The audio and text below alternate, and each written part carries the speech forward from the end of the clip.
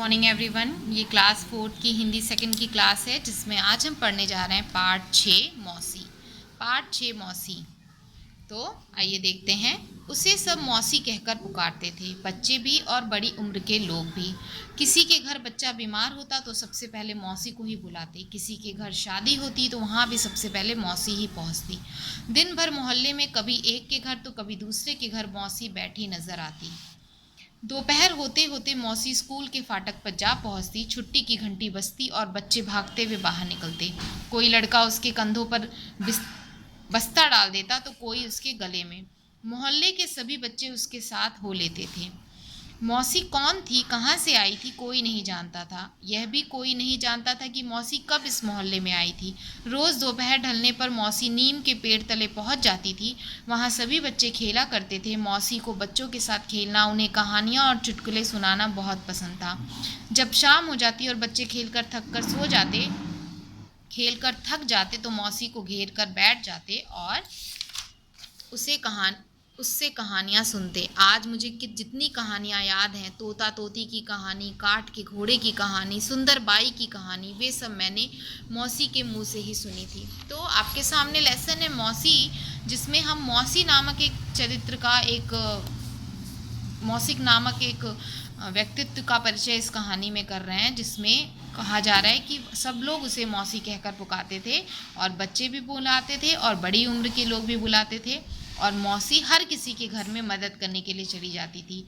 मौसी बच्चों के बीच में अत्यंत प्रिय थी, इसलिए दोपहर होती जब वो स्कूल के फाटक के पास पहुंचती तो कोई बच्चा अपना बस्ता दे देता, कोई उसके गले में, कोई उसके कंधों पर, और सभी मोहल्ले के बच्चे उसके साथ आते थे।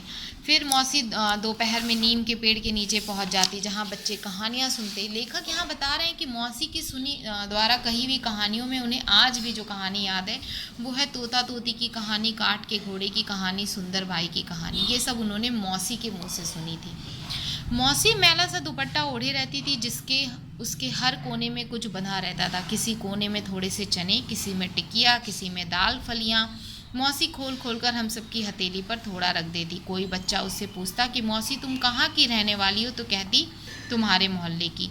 यह पूछने पर कि तुम कौन हो, उसका जवाब होता तुम्हारी मौसी। कोई पूछता तुम्हारे बेटे बेटियां कहाँ हैं, तो वह अपनी उंगली से एक एक बच्चे को छू कर कहती यह मेरा बेटा, यह मेरी बेटी। यानी कि मौसी के बारे में किसी को नहीं पता था कि वो कहाँ से आई थी।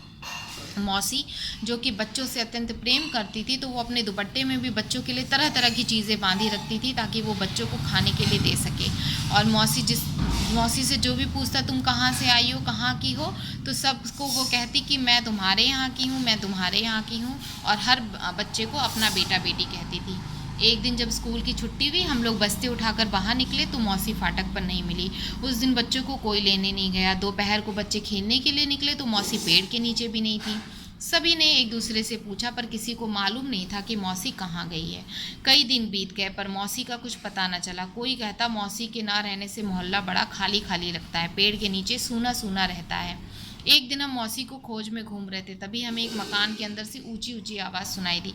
हमने ठेका तो नहीं ले रखा है मौसी, 20 दिन से तुम यहाँ पड़ी हो, अब तुम किसी दूसरे के घर चली जाओ। मौसी का नाम सुनकर हम ठिठक कर खड़े हो गए। बंद दरवाजे की दरार में से अंदर झाँक कर देखा, आंगन में मौसी एक खाट पर लेटी थी, बाल उलझे हुए और चेहरा पीला व सूखा हुआ था। उसके पास ही खड़ी एक औरत उसे डांटी जा रही थी, तू अपने गाँव चली जा। हमें बहुत गुस्सा आया। मैंने घर लौटकर माँ से कहा तो वह बोली बिज्जू की माँ कहाँ तक उसे अपने पास रख सकती है भला, मौसी उनके घर काम तो करती नहीं। दूसरे दिन हमारा हॉकी मैच था। हम खेल कर लौट रहे थे, रास्ते में पुल पड़ता था। हम बातें करते आ रहे थे, एकाएक हमने मौसी को पुल पर बैठे देखा। पास में एक छोटी सी गठरी और लाठी रखी थी। मौसी को देखते ही हम सब उसे घेर कर खड़े हो गए। तू इतने दिन कहाँ थी मौसी, यहाँ क्यों बैठी हो, एक ने पूछा। मैं यहाँ से जा रही हूँ बेटा, कहते हुए मौसी की आंखें भर आई। तू तो बीमार थी मौसी, तबीयत कैसी है, बलदेव ने पूछा। बेटा मैं ठीक हो गई हूँ, देखते नहीं अपने पैरों से चलकर यहाँ तक आई हूँ। तू क्यों जा रही है मौसी, तू मत जा। कुछ देर तक मौसी के साथ बात कर लड़के आगे बढ़ गए, पर थोड़ी दूर जाने पर मुड़कर देखा तो मौसी पुल पर बैठी रो रही थी। उसके आंसू थम नहीं रहे थे। सहसा सभी लड़के लौट पड़े। हम तुम्हें कहीं नहीं जाने देंगे मौसी, तू हमारे साथ वापस मोहल्ले में चल, सबने एक स्वर में कहा। 2-3 लड़के भागकर सड़क पार गए, जहां एक दुकान के सामने खाट बिछी थी। वे खाट उठा लाए, उस पर उन्होंने मौसी को जबरदस्ती बैठा लिया।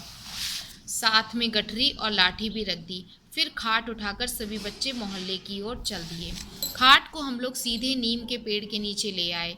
कन्हैया भागकर अपने घर से दरी और तकिया उठा लाया। योगराज अपने घर से एक कटोरा दूध, गोपाल अपने घर से लैंप उठा लाया। बलदेव के पिता डॉक्टर थे, वह अपने पिता को क्लिनिक से खींच लाया। मौसी बीमार है, आप चलकर देखिए।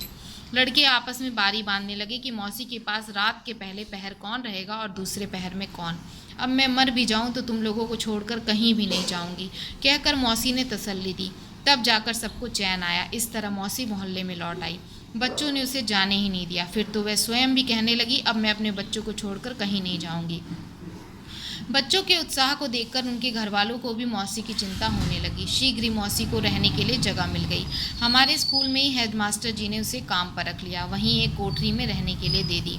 इस बात को बहुत बरस बीत चुके हैं। मौसी अब भी वहीं है। अब वह स्कूल की प्याऊ में बैठी बच्चों को पानी पिलाती है। जाड़े के दिनों में स्कूल के आंगन में धूप में बैठ जाती है। बच्चे उसे घेरे रहते हैं। मौसी बच्चों को कहानियाँ सुनाती है। कभी कभी लाठी टेकती हुई मोहल्ले का चक्कर काटती है। सभी घरों में झाँक घर वालों की कुशलक्षेम पूछती है। फिर सांस झले अपनी कोठरी में लौट आती है। तो ये कहानी है भीष्म साहनी की, और इस कहानी का अर्थ मैं आपको अगले वीडियो में समझाती हूँ। Thank you.